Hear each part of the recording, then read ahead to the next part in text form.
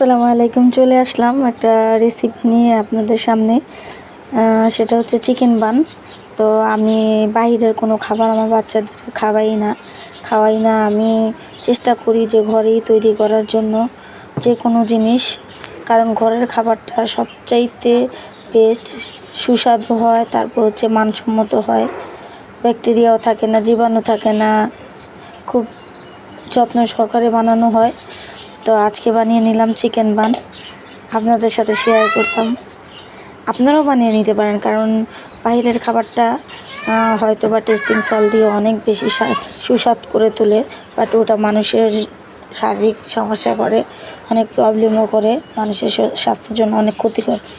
তো আমরা সবাই চেষ্টা করব যে আমরা ঘরে বসেই মজাদার কিছু খাবার বাচ্চাদের তৈরি করে দেওয়ার জন্য। দেখেন, আমি কিন্তু ঘরে তৈরি করে নিচ্ছি চিকেন বান।